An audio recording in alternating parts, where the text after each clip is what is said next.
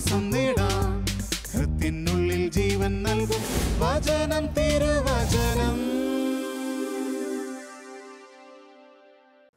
പിതാവിൻ്റെയും പുത്രൻ്റെയും പരിശുദ്ധാത്മാവിൻ്റെയും നാമത്തിൽ ആമേൻ. പ്രപഞ്ചത്തെ മുഴുവൻ സൃഷ്ടിച്ച് സകല ചരാചരങ്ങളിലേക്കും ജീവശ്വാസം നൽകിയ കാരുണ്യവാനായ കർത്താവേ, ഞങ്ങൾക്ക് നീ പുതിയ ബോധ്യവും പുതിയ ചൈതന്യവും അങ്ങ് നൽകണമേ. മൗനത്തിലൂടെ ദൈവിക പ്രഭ സ്വന്തമാക്കാൻ അവിടുന്ന് ഞങ്ങളെ പഠിപ്പിക്കണമേ. അധികം സംസാരിക്കുന്നതിനേക്കാൾ അധികം ധ്യാനിക്കുന്ന പരിശുദ്ധ അമ്മ ഞങ്ങൾക്കൊരു കൃപയുടെ വഴിയായി തീരട്ടെ. കൃപയുടെ നടവഴിയിൽ അമ്മയുടെ മൗനചരിതം ഞങ്ങൾക്ക് ആകർഷണമായി തീരുകയും സഹനങ്ങളുടെ സമയത്തും മൗനമായി നിൽക്കാനുള്ള കൃപ അമ്മ വഴിയായി ഞങ്ങൾക്ക് ലഭിക്കുമാറാകട്ടെ. ആമീൻ.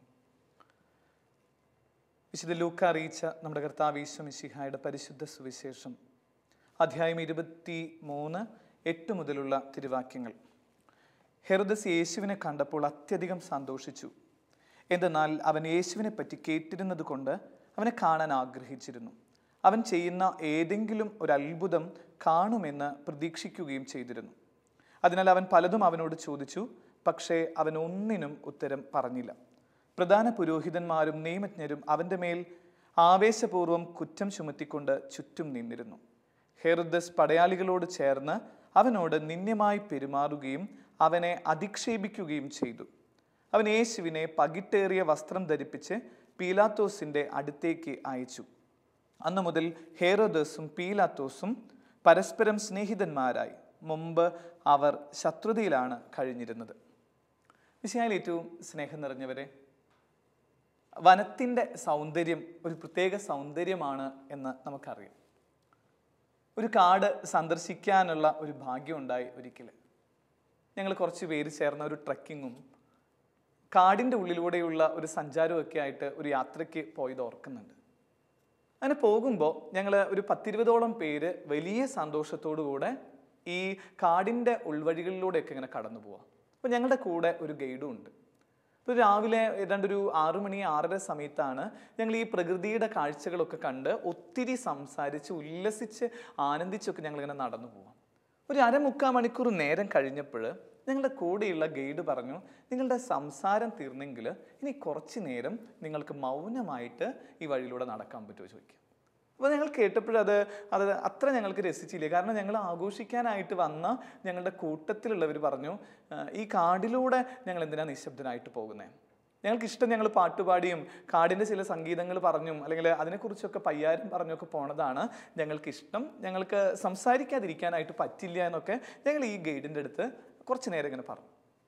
അപ്പോൾ ഇദ്ദേഹം ഇങ്ങനെ ഞങ്ങളോട് തിരിച്ചൊന്നും പറഞ്ഞില്ല. കുറേയും കൂടി ദൂരം കഴിഞ്ഞപ്പോൾ ഈ സംസാരത്തിൻ്റെ വേലിയേറ്റത്തിൻ്റെ ഇടയിൽ അതിലുള്ള ഒരു മോൻ ഇങ്ങനെ മനുഷ്യനോട് ചോദിച്ചു, അല്ല എന്തുകൊണ്ടാണ് നിശബ്ദമായിട്ടിരിക്കാനായിട്ട് ഗൈഡ് പറഞ്ഞത്? അപ്പോൾ ഇദ്ദേഹം ഇങ്ങനെ വളരെ മൗനത്തോടു കൂടെ തന്നെ കുറേ നേരത്തെ മൗനത്തിന് ശേഷം പറഞ്ഞു, നിങ്ങൾ മൗനമായിരിക്കുമ്പോൾ പ്രകൃതിയുടെ ഒരു പ്രത്യേകമായ രീതിയിലുള്ള കാര്യങ്ങൾ നിങ്ങൾ കേൾക്കും. നിങ്ങൾ ഇപ്പോൾ കേട്ടതുപോലെയല്ല ഇനി കേൾക്കുന്നത്. നിങ്ങൾ കുറച്ച് നേരം നിശബ്ദതയിലേക്ക് ഒരു ധ്യാനപൂർവ്വം നിങ്ങൾ ഇനി ഈ വഴിയിലൂടെ നടക്കുമ്പോൾ പ്രകൃതിയുടെ സൗന്ദര്യം എന്താണെന്നും പ്രകൃതിയുടെ സംഗീതം എന്താണെന്നും നിങ്ങൾ കേൾക്കുന്നു പറയാം. അപ്പോൾ ഞങ്ങളിങ്ങനെ ഒരു ടെസ്റ്റിന് വേണ്ടി മാത്രം എന്ന് പറയുന്ന രീതിയിൽ ഞങ്ങളുടെ കൂടെ ഉണ്ടായിരുന്ന 20 പേരും പറഞ്ഞു, ഞങ്ങൾ കുറച്ച് നേരം ഇനി നിശബ്ദമായിട്ട് ഈ കാണുന്ന പുൽനാമ്പുകൾ പോലും കേൾക്കാത്ത രീതിയിൽ ഞങ്ങൾ നടക്കാമെന്ന് പറഞ്ഞ് ഈ മനുഷ്യൻ്റെ കൂടെ ഈ ഗൈഡിൻ്റെ കൂടെ ഇങ്ങനെ നടക്കാം. സ്നേഹിതരെ, ഞങ്ങൾ അത്ഭുതപ്പെടുത്തിയ ഒരു കാര്യം ഇങ്ങനെയാണ്. 1/2 മണിക്കൂർ നേരം ഞങ്ങൾ മൗനമായിട്ട് ആ വഴിയിലൂടെ നടന്നു പോയപ്പോൾ അത്ര നേരം ഞങ്ങൾ കേൾക്കാതിരുന്ന മുഴുവൻ പ്രകൃതിയുടെ സംഗീതവും ഈ പ്രകൃതി ഞങ്ങളെ കേൾപ്പിച്ചു എന്നുള്ളതാണ്. ഈ മനുഷ്യൻ ഞങ്ങളുടെ അടുത്ത് ഈ ഗൈഡ് പറഞ്ഞു, അച്ഛാ നിങ്ങൾ ശ്രദ്ധിച്ചോ, ഇവിടെ സംഗീതത്തിൻ്റെ 7 തലങ്ങൾ അച്ഛനിപ്പോൾ കേൾക്കും. ഇത്ര നേരം മിണ്ടാതിരുന്ന നിശബ്ദമായിരുന്ന കിളികൾ ചിലയ്ക്കുന്നത് അച്ഛൻ കേൾക്കും. ഇവിടെ പാട്ടുകാരനായിട്ടുള്ളൊരു കുയിലുണ്ട്, പാട്ടുകാരൻ പക്ഷിയുണ്ട്, 7 സ്വരത്തിൽ പാടുന്ന ജീവികളുണ്ട് എന്ന് പറഞ്ഞ് ഈ മനുഷ്യനിങ്ങനെ പറഞ്ഞ് നിശബ്ദതയിൽ പറഞ്ഞ് മിനിറ്റുകൾ കഴിയുമ്പോൾ സ്നേഹിതരെ പിന്നെ പ്രകൃതിയുടെ ഒരു സൗന്ദര്യം ഞങ്ങൾ ആസ്വദിക്കുക. ശരിക്കൊരു പഞ്ചാരിമേളത്തിൻ്റെ അതേ അവസ്ഥ ഞങ്ങൾ നിശബ്ദമായപ്പോൾ മൗനത്തിലൂടെ കടന്നുപോയപ്പോൾ ഈ പ്രകൃതി ഇങ്ങനെ നമ്മുടെ മുമ്പിൽ നിൽക്കുക. ഞങ്ങൾ നിശബ്ദമായപ്പോൾ അവിടെയുള്ള ചെറിയ ചെറിയ ജീവികൾ ഇങ്ങനെ സംഗീതത്തിൻ്റെ സാപ്പാസ പിടിക്കുന്നത് പോലെ ഞങ്ങൾ കേൾക്കുക. സരിഗമ പദനിസ, ഇതിൻ്റെ തന്നെ വേവ് ലെങ്ത്തിലുള്ള ഗാനത്തിൻ്റെ ആലാപനമുള്ള ഒരു ജീവന കേട്ടു. ഇതിൽ ഒരു അതിശയോക്തി ഇല്ലാതെയാണ് അച്ഛൻ ഈ വ്യാഖ്യാനം പറയണത്. അതങ്ങനെ പാട്ട് കേട്ട് കഴിഞ്ഞ് ഇതിൻ്റെ ഒരു താളം കഴിഞ്ഞ് കുറച്ചു നേരം കഴിഞ്ഞ് കഴിഞ്ഞപ്പോൾ ഈ മനുഷ്യൻ പറഞ്ഞു, അച്ഛാ ഈ കാട് രണ്ടായിട്ട് അച്ഛനിപ്പോൾ കേൾക്കാം. ഇതിലുള്ള ഒരു ഭാഗത്തു നിന്നുള്ള അച്ഛൻ നിങ്ങൾ നടന്നു പോകുന്ന ഈ വഴിയിലുള്ള കാട് നിങ്ങളോട് സംസാരിക്കുന്നത്, അല്ലെങ്കിൽ അത് കൊട്ടുന്ന ഒരു പെരുമ്പറ കൊട്ടുന്നത് അച്ഛനിപ്പോൾ കേൾക്കാം. ഇനി ഇത് കഴിഞ്ഞ് 5 മിനിറ്റ് കഴിയുമ്പോൾ അടുത്ത ഗ്രൂപ്പ് ഒന്ന് പറഞ്ഞ് ഈ മനുഷ്യൻ ഇങ്ങനെ പതുക്കെ ഞങ്ങളോട് പറഞ്ഞ് കുറച്ചു നേരം കഴിയുമ്പോൾ ഞങ്ങൾ കേൾക്കുന്നത് ഇങ്ങനെയാണ്, ഈ സൈഡിലുള്ള പ്രകൃതിയിലുള്ള മുഴുവൻ ജീവജാലങ്ങളും ഒരു പ്രത്യേക രീതിയിൽ ഒരു താളത്തിൽ അതിങ്ങനെ കൊട്ടുന്ന സ്വരം പോലെ അതിങ്ങനെ ആയിട്ട് തീരുക. കുറച്ചു നേരം കഴിഞ്ഞ് അതിങ്ങനെ അതിൻ്റെ ഒരു പാരമ്യത്തിലെത്തി പീക്ക് ലെവലിലെത്തി കഴിഞ്ഞിട്ട് അത് നിൽക്കുമ്പോൾ അത് കഴിയുന്നതോട് കൂടിയിട്ട് അടുത്ത ഒരു ഗ്രൂപ്പ് എന്ന് പറയുന്ന രീതിയിൽ ഈ ഭാഗത്തു നിന്നുള്ള കുറേ ജീവവർഗങ്ങളുടെ ഒരു സമൃദ്ധി ഇങ്ങനെ കേൾപ്പിക്കുക. ഏതാണ്ട് ഞങ്ങൾ കടന്നുപോയ ഗ്രൂപ്പ് ഇത് കഴിഞ്ഞ് കാട് കഴിഞ്ഞ് തിരിച്ച് നിശബ്ദതയിലേക്ക് ഇങ്ങനെ വന്ന് കുറച്ച് നേരം കഴിഞ്ഞപ്പോൾ പിന്നെ എല്ലാവരുടെയും മുഖത്ത് ഒരു പ്രത്യേക അനുഭവം ഉണ്ടാവുക. ഇതെല്ലാം കഴിഞ്ഞ് കഴിഞ്ഞപ്പോൾ ഈ മനുഷ്യൻ ഞങ്ങളെ സഹായിച്ചിരുന്ന ഈ ഗൈഡ് പറഞ്ഞു, പ്രകൃതിയുടെ സൗന്ദര്യം അറിയണമെങ്കിൽ നിങ്ങൾ മൗനികളായിട്ട് തീരണം. കുറച്ചു നേരം നിങ്ങൾക്ക് നിശബ്ദതയിൽ നിന്ന് ഈ ഒരു സംഗീതം വായിക്കാമെന്ന് പറയാം. അപ്പം ഇതൊരു കാര്യം ഇങ്ങനെ മനസ്സിലേക്ക് എടുത്തിട്ട് ഇനി നമ്മളുടെ ജീവിതവുമായി ബന്ധപ്പെട്ട് അല്ലെങ്കിൽ സുവിശേഷത്തിൻ്റെ വ്യാഖ്യാനത്തിൻ്റെ ഒരു അടരിലേക്ക് വരാൻ ആഗ്രഹിക്കുക. ക്രിസ്തുവിനെ നമ്മൾ കാണുന്നത് കുറേ സംസാരിക്കുന്ന മനുഷ്യനായിട്ടോ അല്ലെങ്കിൽ കുറേ കാര്യങ്ങൾ ചെയ്യുന്ന ഒരു മനുഷ്യനായിട്ടോ അല്ല കാണുന്നത്. ഏറ്റവും കൂടുതൽ നമ്മൾ കാണുന്നത് അവൻ്റെ മൗനമാണ് അവൻ്റെ ചൈതന്യത്തിൻ്റെ അത്താണിയായിട്ട് തീർന്നിട്ടുള്ളത്. ഇന്ന് ഈ സുവിശേഷ ഭാഗത്തിൽ ഹെറോദസിൻ്റെ മുമ്പിൽ നിൽക്കുന്ന ഈശോയെ ഒന്ന് ധ്യാനിച്ചാൽ നല്ലതാണ്. അതിൽ ചെയ്യുന്ന കാര്യം ഇങ്ങനെ, ഹെറോദസ് കുറേ ചോദ്യം ഇദ്ദേഹത്തിൻ്റെ അടുത്ത് ചോദിക്കുന്നുണ്ട്, ഈശോയുടെ അടുത്ത് ചോദിക്കുന്നുണ്ട്. ഒരു ചോദ്യത്തിനും ഒരു മറുപടിയും ഈശോ കൊടുക്കണില്ല. ഇത് കഴിഞ്ഞിട്ട് ഹെറോദസിൻ്റെ അവിടെ നിന്ന് പോണത് പീലാത്തോസിൻ്റെ അടുത്തേക്കാണ്. പീലാത്തോസിൻ്റെ അവിടെ എത്തുമ്പോഴും ഇതേ ചോദ്യം പോലെ പീലാത്തോസ് ചോദിക്കുന്നുണ്ട്, വാട്ട് ഈസ് ട്രൂത്ത്, എന്താ സത്യം? ആ ചോദ്യങ്ങൾക്കൊന്നും ഈശോ ഉത്തരം കൊടുക്കാതെ മൗനമായിട്ട് നിന്നിരുന്നു എന്നുള്ളതാണ് ക്രിസ്തുവിൻ്റെ ആത്മീയത. ഇപ്പം ഈ ഒരു സുവിശേഷ ഭാഗത്തിൻ്റെ വ്യാഖ്യാനം നമ്മൾ ആഗ്രഹിക്കുന്നത്, ഇന്നത്തെ ഈ ലോകം എന്ന് പറയുന്നത് ബഹളങ്ങളുടെ ഒരു കൾച്ചറുള്ള ലോകമാണ്. ഈ ലോകത്തിൽ നിന്ന് അല്പം മാറ്റം നീ ആഗ്രഹിക്കുന്നുണ്ടെങ്കിൽ, അതല്ലെങ്കിൽ നിനക്കൊരു ഐഡൻറ്റിറ്റി ഉണ്ടാകണമെങ്കിൽ നിനക്ക് കുറച്ചു നേരം നിശബ്ദതയിലേക്ക് വഴിമാറാൻ പറ്റണം. ഒരു ബെസ്റ്റ് മെഡിസിൻ ആണ് മൗനം എന്നുള്ളത് നിനക്ക് അഭ്യസിക്കാൻ പറ്റണം.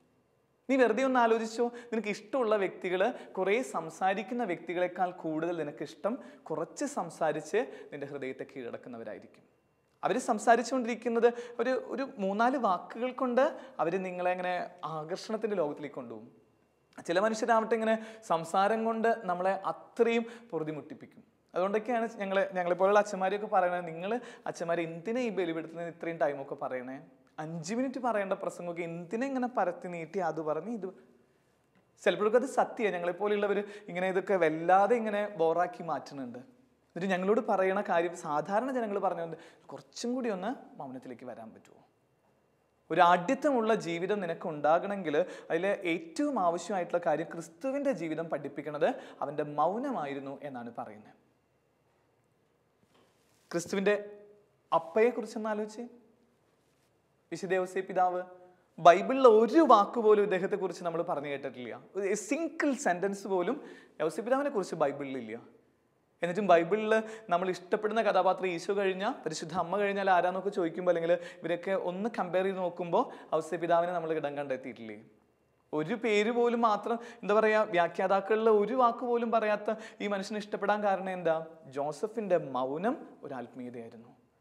ഇപ്പം ഈ ഒരു കൾച്ചറിനെ നേരിടാൻ പറ്റുന്ന ഒരു ഫിലോസഫറൊക്കെ പറയുന്ന ഒരു കാര്യമുണ്ട്, ഈ എൻറ്റയർ യൂണിവേഴ്സ് ക്രൈസിസിലൂടെ പോകുമ്പോൾ ഈ ക്രൈസിസിനെ എങ്ങനെ അതിജീവിക്കാൻ ചോദിക്കുമ്പോൾ ഞാൻ കൊടുക്കുന്ന ഒരു മെഡിസിൻ എന്ന് പറയുന്നത് അത് സൈലൻസ് ആണെന്ന് പറയുന്നത്. സൈലൻസ് എന്ന് പറയുന്ന ഒരു മെഡിസിൻ കൊണ്ട് രൂപപ്പെടുത്താൻ പറ്റുന്ന കാര്യമുള്ളൂ ഈ ലോകത്തിൽ എന്നാണ് ഇദ്ദേഹം പഠിപ്പിക്കുന്നത്. ഈ ഒരു വചനത്തിൻ്റെ ചൈതന്യത്തിൻ്റെ ഈ ഒരു സമാപനത്തിൽ നിൽക്കുന്ന ഈ ഒരു സമയത്ത് നമ്മൾ ഒന്ന് ഓർക്കേണ്ടത്, നമ്മൾ സംസാരിക്കുന്നതിൽ തിടുക്കം കൂട്ടുന്നവരും അല്ലെങ്കിൽ ഒത്തിരി സംസാരിക്കുന്നവരാണെങ്കിൽ ഇന്ന് കർത്താവിൻ്റെ മുമ്പിൽ പറയുക, ഈശോയെ ഇത്രയും സംസാരിക്കുന്ന എൻ്റെ പ്രകൃതി എനിക്ക് കുറച്ച് തരണം. അതുകൊണ്ടെങ്കിൽ ആ ഫ്രേസ് പോലും നമുക്ക് കേൾക്കണില്ലേ?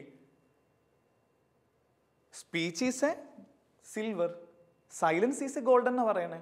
അതായത് സംസാരത്തിനേക്കാൾ വില കൂടിയത്, പ്രഷ്യസ് ആയിട്ടുള്ളത് മൗനമാണ്. നമുക്ക് എളുപ്പമില്ലാത്ത കാര്യം അത് തന്നെയാണ്. ഇപ്പോൾ ചിലപ്പോഴൊക്കെ ഞങ്ങളോടൊക്കെ പറയുന്ന ഒരു കാര്യം ഉണ്ട്, കുറേ പേർക്ക് ഷെയർ ചെയ്യുമ്പോൾ പറയുന്ന കാര്യം എങ്ങനെയാണ് വെച്ചാൽ കുറച്ച് നേരം മിണ്ടാതിരിക്കുക എന്നുള്ളതാണ് ഞങ്ങളുടെ ജീവിതത്തിൻ്റെ ഏറ്റവും വലിയ ക്രൈസിസ്. കുറേ കാര്യം ചെയ്യാം. ഇപ്പോൾ നമ്മൾക്ക് അറിയില്ല, നമ്മൾ പലതിനെയും അതിജീവിക്കാൻ വേണ്ടി ഇങ്ങനെ കുറേ ഇങ്ങനെ ഓളി ഇട്ടുകൊണ്ടിരിക്കുക. ഇപ്പോൾ ഈ ന്യൂ ജനറേഷൻ പാട്ടുകളോടൊക്കെ നമുക്കൊരു സ്നേഹം തോന്നാത്തത് എന്തുകൊണ്ടാണ്? അല്ലെങ്കിൽ കുറേ പാട്ടുകളൊന്നും നമ്മുടെ ഹൃദയത്തിൽ തങ്ങാത്തത് എന്തുകൊണ്ടാണ്? വെറുതെ കുറേ കോലാഹലങ്ങൾ മാത്രമാണ്. കോലാഹലങ്ങളുടെ ലോകത്തിൽ വെച്ചിട്ട് ഒരു ആത്മീയത ഇന്നോളം ഒരിടത്ത് രൂപപ്പെട്ടിട്ടില്ല. പക്ഷെ നിശബ്ദതയിലോ? അതുകൊണ്ടാണ് ഈ ധ്യാന കേന്ദ്രങ്ങൾ അല്ലെങ്കിൽ ആശ്രമങ്ങളിലൊക്കെ അവർ സംസാരിച്ചതിനേക്കാൾ അധികം മൗനമാണ്. നിങ്ങളൊരു മിണ്ടാമടത്തിൻ്റെ പശ്ചാത്തലത്തിൽ ഒന്ന് ആലോചിച്ച് നോക്കിയും, അവർ സംസാരിക്കുന്നത് ഫ്യൂ വേർഡ്സ് ആണേ. വർഷത്തിൽ അവർ ഇത്രയൊക്കെ സംസാരിക്കുന്നുള്ളൂ. എന്നിട്ടും അവരുടെ ആ ഒരു ക്ലോസ്റ്ററിലൊക്കെ ചെല്ലുമ്പോൾ, ആ ക്ലോസ്റ്ററിലൊക്കെ നമ്മൾ ആ ഭാഗത്തേക്കൊക്കെ അടുത്തേക്ക് ചെല്ലുമ്പോൾ നമുക്ക് കിട്ടുന്ന ഒരു ഫ്രാഗ്രൻസ് ഉണ്ട്. ആത്മീയതയുടെ ഒരു സുഗന്ധം വമിക്കുന്നുണ്ട്. ആത്മീയതയുടെ സുഗന്ധം ഇങ്ങനെ പ്രസരിച്ചുകൊണ്ടിരിക്കുക. ഇപ്പം ചിലപ്പോഴൊക്കെ ഈ ഒരു നല്ല കുറച്ച് മനുഷ്യരോടൊക്കെ പരിചയപ്പെടുമ്പോൾ അവരുടെയൊക്കെ ജീവിതത്തിൻ്റെ ആഴം എന്ന് പറയുന്നത് അവരുടെ ജീവിതത്തിൻ്റെ നിശബ്ദതയാണ്. അത് ഞാൻ എപ്പോഴും ഇങ്ങനെ ഓർത്തുകൊണ്ടിരിക്കുന്ന, അല്ലെങ്കിൽ എന്നെ ഒരുപാട് ആകർഷിച്ചിട്ടുള്ള ഒരു അച്ഛൻ എന്ന് പറയുന്നത് ബോബി ജോസ് അച്ഛനാണ്. അച്ഛൻ്റെ കുറേ പ്രോഗ്രാമുകൾ നമുക്കൊക്കെ അറിയാവുന്ന ശലോമിലൊക്കെ തന്നെയുള്ള നമുക്ക് ഗുരുചരണമൊക്കെ നമ്മൾ സ്ഥിരം കണ്ടുകൊണ്ടിരിക്കുന്നവരാണ്. അപ്പോൾ ഈ അച്ഛൻ്റെ പ്രത്യേകത എന്താണെന്ന് ചോദിക്കുമ്പോൾ അച്ഛൻ സംസാരിക്കുന്നതിനേക്കാൾ അധികം സമയം മൗനത്തിലായിരിക്കുക എന്ന് പറയാം. അപ്പോൾ അച്ഛനോടൊക്കെ എന്തെങ്കിലും സംശയമൊക്കെ ചോദിക്കുമ്പോൾ അച്ഛൻ എന്നോട് പറയുന്ന ഒരു കാര്യം എങ്ങനെയാണ്, സ്റ്റാൻസ നീ കുറച്ച് നേരം നിശബ്ദമായിരുന്ന കുറേ പ്രോബ്ലം തീരും. കുറേ പ്രശ്നങ്ങളെ സോൾവ് ചെയ്യാൻ പറ്റുന്ന മെഡിസിൻ ഈ പറയുന്ന രീതിയിൽ മൗനമാണെന്ന് പറയുന്നത്. കർത്താവിൻ്റെ മുമ്പിൽ നീ ഇങ്ങനെ നിശബ്ദമായിട്ടിരിക്കുക. അതുകൊണ്ട് സാമുവേലിനോട് പറയണേ, കർത്താവ് പറഞ്ഞ കാര്യം എന്താ? സാമുവേൽ ആദ്യം ഇങ്ങനെ സംസാരത്തിൻ്റെ ലോകത്തിൽ മാത്രം നടന്നുകൊണ്ടിരിക്കുക. അപ്പോൾ ആ സമയത്ത് പറഞ്ഞു, ഇനി സംസാരം കുറയ്ക്കുക, സംസാരം കുറച്ച് നീ നിശബ്ദതയിലേക്ക് വാ. ശബ്ദത്തിലേക്ക് വരാനായിട്ട് പറഞ്ഞപ്പോൾ തൊട്ട് സാമുവേലിനെ ദൈവം എടുത്ത് ഉയർത്തുക. എന്നിട്ട് പറഞ്ഞു, speak Lord, your servant is listening. ഞാൻ കേൾക്കാം. ഇത്ര നാൾ ഞാൻ സംസാരിച്ചുകൊണ്ടിരിക്കുകയായിരുന്നു, ഇനി എനിക്ക് സംസാരമില്ലേ ദൈവമേ, ഇനി you want to speak, I will hear. ഞാൻ കേട്ടോളാം, നീ സംസാരിക്കുക. ഇപ്പം നമ്മളൊക്കെ ചെയ്തുകൊണ്ടിരിക്കുന്നത് എന്താ? ഇന്നിവിടെ സംസാരത്തിൻ്റെ അതിപ്രസരണമല്ലേ? എന്തൊക്കെയാണ് നമ്മൾ കാണിച്ചുകൊണ്ടിരിക്കുന്നത്? എത്ര തരം രീതിയിൽ നമ്മൾ സംസാരിക്കുന്നു ചോദിച്ചിട്ടുണ്ടെങ്കിൽ അത്രയും ഇതല്ലേ. പക്ഷെ ഇതിൻ്റെ ഇടയിൽ നമുക്കിങ്ങനെ മൗനത്തിലേക്ക് എത്താൻ പറ്റുമോ? മൗനത്തിലേക്ക് എത്തുന്നതിൻ്റെ ചൈതന്യം ഉണ്ടെന്നാണ് തിരുവചനങ്ങളൊക്കെ നമ്മളോട് പറഞ്ഞുകൊണ്ടിരിക്കുന്നത്. ആ സക്രിയയ്ക്ക് കൊടുക്കുന്ന ഒരു ദൈവത്തിൻ്റെതായ രീതിയിലുള്ള ഒരു ശകാരം എന്ന് പറയുന്നതും അവനെ മൂകനാക്കുക എന്നുള്ളതാണ്. അത് എനിക്ക് തോന്നുന്ന അവന് കൊടുത്തൊരു ശിക്ഷയായിട്ടല്ല, മറിച്ച് അവനെ ഒരു കാര്യം കർത്താവ് അഭ്യസിപ്പിക്കുക. സ്നാപയോഹന്നാൻ എന്ന് പറയുന്ന ചൈതന്യമുള്ളൊരു മുത്തിനെ ലോകത്തിലേക്ക് നൽകാനായിട്ട് ഈ പറയുന്ന സക്രിയയെ ദൈവം ഒരുക്കുന്നത് മൗനത്തിൻ്റെ ആ മണ്ഡൂപങ്ങളിലൂടെ കടത്തിവിടുക എന്നുള്ളതാണ്. ഈ കഴിഞ്ഞ ദിവസം ഒന്ന് രണ്ട് കവികളെ ഇങ്ങനെ പരിചയപ്പെടാം. നല്ല രീതിയിലൊക്കെയുള്ള സുഗന്ധത്തിൻ്റെ പ്രസരിപ്പുള്ള കവിതകൾ എഴുതുന്ന ഇവർ ചോദിച്ചാൽ എങ്ങനെ എഴുതാനായിട്ട് പറ്റണേ? അപ്പം അതിനവർ നൽകിയ മറുപടി ഒന്ന് മാത്രമേ ഉള്ളൂ, കുറേ നേരത്തെ മൗനം. കുറേ നേരത്തെ മൗനം ഇങ്ങനെ ഉള്ളിൻ്റെ ഉള്ളിലുള്ള ആഴമായിട്ട് തീരുമ്പോൾ പിന്നെ അതിൽ നിന്ന് രൂപപ്പെടുന്ന കുറച്ച് വാക്കുകൾ, ആ വാക്കുകൾ പിന്നെ ഇങ്ങനെ ലോകത്തെ മുഴുവൻ ഇങ്ങനെ കീഴടക്കിക്കൊണ്ടിരിക്കുകയല്ലേ. ഇപ്പോൾ ബോബി അച്ഛനൊക്കെ എഴുതുന്ന പുസ്തകങ്ങളുടെയൊക്കെ ആ വാല്യൂ എന്ന് പറയുന്നത് അച്ഛൻ പറഞ്ഞതിനേക്കാൾ അധികം കാര്യങ്ങൾ നിശബ്ദതയിൽ അച്ഛൻ ഏകാഗ്രതയിലിരുന്ന് എൻ്റെ പേരിലാണ്. നിങ്ങളെടുത്തോ, നിങ്ങൾ ഏത് ഒരു സാഹിത്യകാരനെ എടുത്തോ അല്ലെങ്കിൽ ഒരു സാഹിത്യകാരനെ എടുത്തോ, അവരുടെ മൂല്യം എന്ന് പറയുന്ന സംഗതി അല്ലെങ്കിൽ അവരെ നിങ്ങൾക്ക് ഇഷ്ടപ്പെടാനുള്ള കാരണം അവർ നിശബ്ദതയിൽ മണിക്കൂറുകൾ ചെലവഴിച്ചിരുന്നു എന്നുള്ളതാണ്. റേഡിയോ പ്രഭാഷണം നടത്തുന്ന ഫുൾട്ടൻ ജേഷ്യൻ അമേരിക്കയിൽ വൺ ഓഫ് ദ ബെസ്റ്റ് സ്പീച്ചറായിട്ട് മാറിയിട്ടുള്ള ഈ പറയുന്ന നമുക്ക് എല്ലാവർക്കും പരിചിതനായ ഫുൾട്ടൻ ജേഷ്യനെ കുറിച്ച് പറയുന്നത് അദ്ദേഹം ചെയ്യുന്ന കാര്യം എന്താ? അദ്ദേഹം ഇങ്ങനെ ദിവ്യകാരുണ്യത്തിൻ്റെ മുമ്പിൽ മൗനിയാവുക. മൗനത്തിൻ്റെ അനുഭവത്തിലൂടെ കടന്നു പോകുമ്പോഴാണ് സ്നേഹമുള്ളവരെ അതിങ്ങനെ പെയ്തിറങ്ങുന്നത്. മലയാളത്തിലൊരു നല്ലൊരു പാട്ടുണ്ട്, എനിക്ക് ഭയങ്കര ഇഷ്ടമുള്ള, എൻ്റെ കൊളറ്റൂണൊക്കെ ആയിട്ടുണ്ടായിരുന്നതാ, മൗനം സ്വരമായി. ആ വാക്കിൻ്റെ അർത്ഥം എങ്ങനെയാണ്? മൗനമാണ് പിന്നീട് സ്വരമായിട്ട് തീരുന്നത്. ഇപ്പം നമ്മളെന്താ ചെയ്തുകൊണ്ടിരിക്കുന്നത്? നമ്മൾ സ്വരം മൗനമാക്കിക്കൊണ്ടിരിക്കുക. നമ്മുടെ സ്വരം കേൾക്കുമ്പോൾ ആൾക്കാർക്ക് ഇങ്ങനെ അതിങ്ങനെ ചെവി അടക്കണ ഒരവസ്ഥയിലൂടെ കടന്നു പോവാം. അപ്പം നമുക്കിങ്ങനെ ഇതിൻ്റെ ആദ്യത്തെ ഭാഗം ഇങ്ങനെ ഒന്ന് അവസാനിപ്പിക്കുന്നത് ഇങ്ങനെയാ, എനിക്കൊരു കുറച്ച് നേരം മൗനത്തിലേക്ക് വരണം എന്ന് ഒരു അവബോധം ഉണ്ടാക്കിയെടുക്കുക. എനിക്ക് ഇത്രയും ഒന്നും വേണ്ട സംസാരം എന്നുള്ളത്. ഓരോ ദിവസവും രാത്രി ഒന്ന് കിടക്കുന്നതിന് മുമ്പൊന്ന് ഓർത്തു നോക്കുക, ഞാൻ ഇത്രയും സംസാരിക്കേണ്ട കാര്യം ഉണ്ടായിരുന്നു. ഒരു ഗുരു അവരുടെ കൂട്ടത്തിലുള്ള ശിഷ്യനെ ഒന്ന് ഒരു മേഖല പഠിപ്പിക്കുന്നത് ഇങ്ങനെയല്ലേ. ശിഷ്യൻ ഇങ്ങനെ വന്നൊരു ഗുരുവിനോട് പറയുക, ഇങ്ങനെ ഒരു കാര്യമുണ്ട്, നമ്മുടെ കൂട്ടത്തിലുള്ള ഒരാൾ ഇങ്ങനെയാന്നൊക്കെ പറഞ്ഞിട്ട് ഒരാളെ കുറിച്ച് ഇങ്ങനെ മോശം പറഞ്ഞുകൊണ്ടിരിക്കുക. അപ്പോൾ ഗുരു ചോദിക്കുന്ന ഒരു ചോദ്യമുണ്ട്, ഇത് പറഞ്ഞതിൻ്റെ പേരിൽ നിനക്ക് എന്തെങ്കിലും ഉപകാരമുണ്ടോ ശിഷ്യ? ശിഷ്യൻ പറഞ്ഞു, നോ. നീ ഇങ്ങനെ ഒരു കാര്യം പറഞ്ഞതുകൊണ്ട് അവന് എന്തെങ്കിലും ഉപകാരമുണ്ടോ, നീ കുറ്റപ്പെടുത്തുന്ന ആ മനുഷ്യന് എന്തെങ്കിലും ഉപകാരമുണ്ടോ? ഇല്ല. ഇനി അത് പറഞ്ഞതിൻ്റെ പേരിൽ എനിക്ക് എന്തെങ്കിലും ഉപകാരം ഉണ്ടെന്ന് എനിക്ക് തോന്നുന്നുണ്ടാവും. അപ്പോഴും അവൻ പറഞ്ഞു ഇല്ല. പിന്നെന്തിനാ നീ ഇത് പറയണേ? ഈ ഒരു കഥയോ സംഭവം എന്തോ ആവട്ടെ, എന്നെ ഒരുപാട് സ്വാധീനിച്ചിട്ടുള്ള, അല്ലെങ്കിൽ പല സ്ഥലങ്ങളായിട്ട് ഞാനിങ്ങനെ ഈ ഒരു കഥ ഇങ്ങനെ ഓർക്കാറുണ്ട്. ചില കാര്യങ്ങളൊക്കെ പറയാനായിട്ട് തുടങ്ങുമ്പോഴൊക്കെ ഇങ്ങനെ ഒരു അവസ്ഥയിലേക്ക് പോകാറുണ്ട്. ഇത് പറയേണ്ട കാര്യമുണ്ടോ? ചിലതൊന്നും നമ്മൾ പറയേണ്ട കാര്യമില്ല, നീ വ്യാഖ്യാനിക്കാൻ പോലും ഇതൊന്നും ഇല്ല. അതുകൊണ്ടൊക്കെയാണ് നല്ല ഗുരുക്കന്മാരെ ഒന്നും പറയാതെയും ഒന്നും ചെയ്യാതെയൊക്കെ പോയിട്ടുള്ളത്. ഫ്രാൻസിസിനെയൊക്കെ നമുക്ക് ഈ ഒരു വ്യാഖ്യാനങ്ങളോടെയൊക്കെ കണ്ടെത്താൻ പറ്റുമോ? ഫ്രാൻസിസ് പോണ ഒരു കാര്യമുണ്ട്, നമ്മുടെ ആ പിതാവിനെ കാണാൻ, മാർപ്പാപ്പനെ കാണാൻ പോണ ഒരു ഭാഗമൊക്കെ ഇല്ലേ, കുറേ കാര്യങ്ങൾ പോകാം. എന്നിട്ട് അവസാനം പോയിട്ട് ഈ പുള്ളിക്കാരൻ മാർപ്പാപ്പനായിട്ട് ഇത് ഇങ്ങനെ നോക്കിക്കുക, വേറെ ഒന്നും പറയാനില്ല. അപ്പൊ ചോദിച്ചു, എന്തേ ഇവിടെ വന്നേക്കണേ? അപ്പൊ ഒന്നും പറയാനില്ലാതെ ഈ മൗനത്തിന്റെ ലോകത്തിൽ നിൽക്കണ അവസാനം പറയാ, will you please A blessing? പിന്നെ നിശബ്ദാവുക.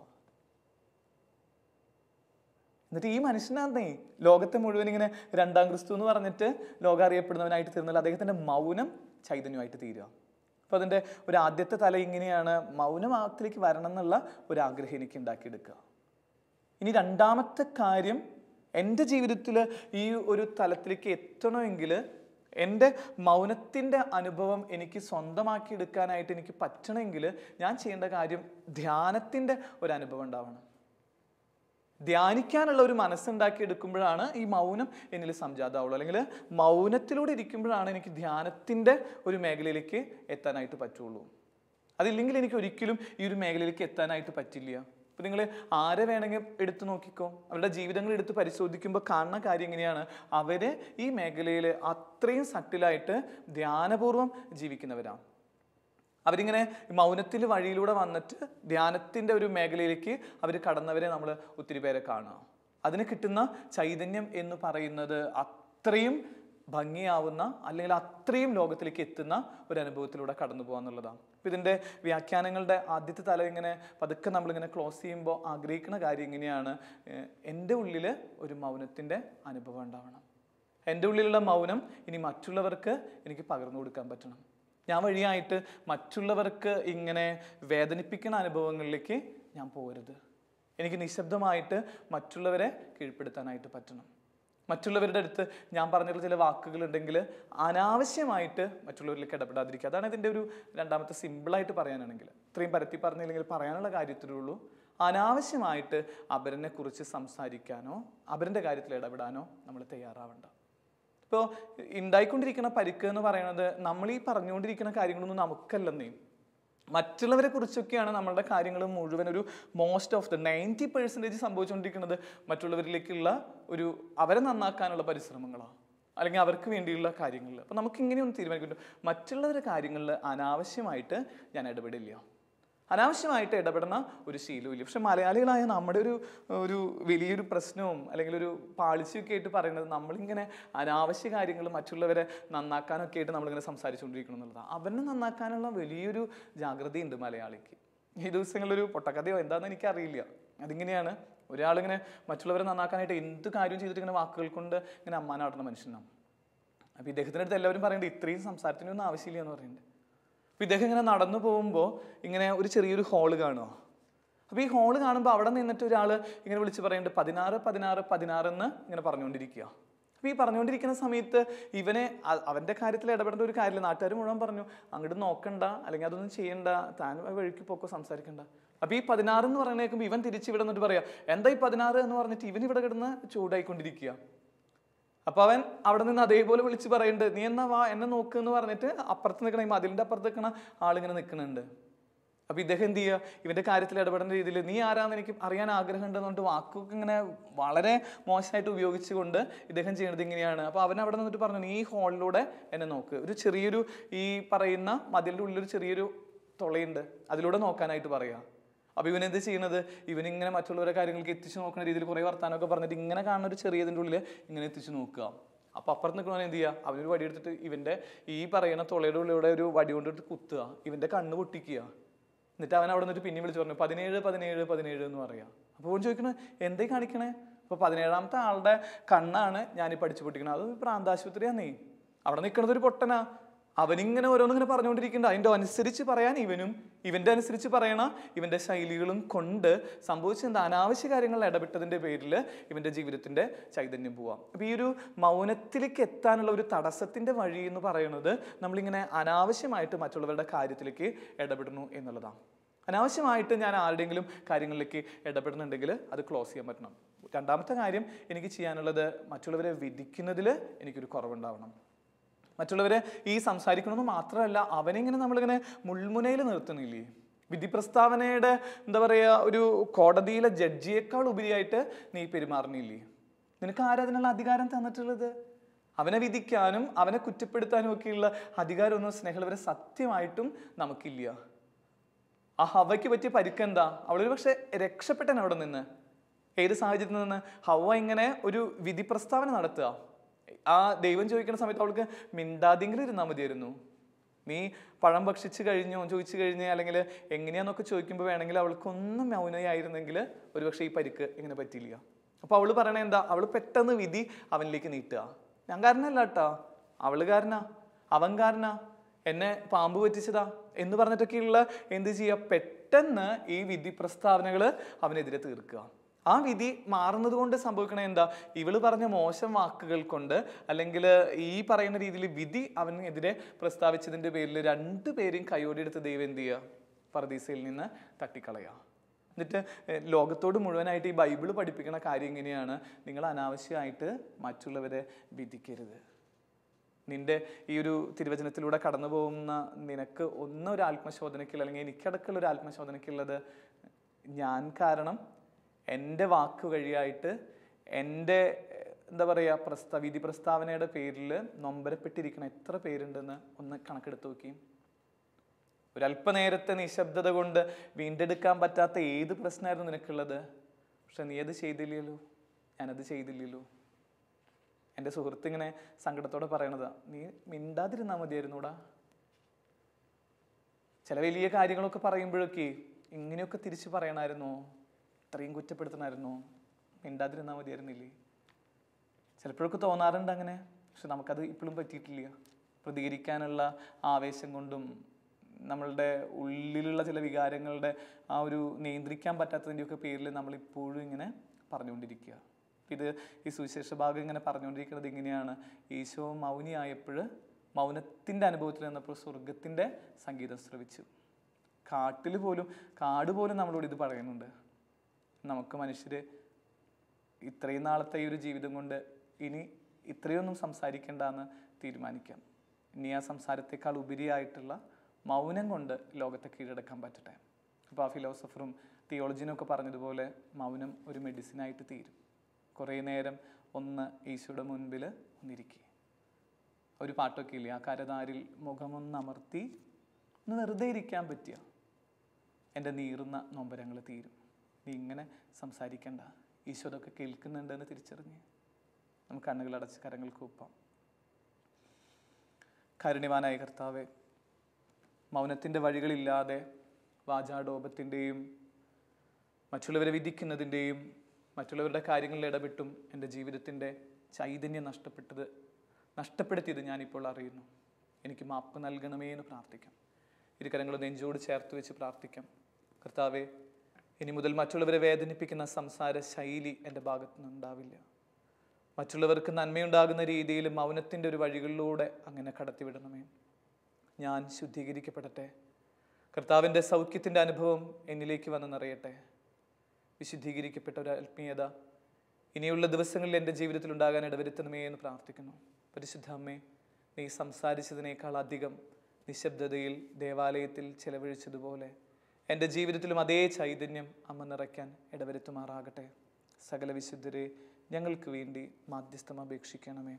പിതാവിൻ്റെയും പുത്രൻ്റെയും പരിശുദ്ധാത്മാവിൻ്റെയും നാമത്തിൽ ആമേൻ.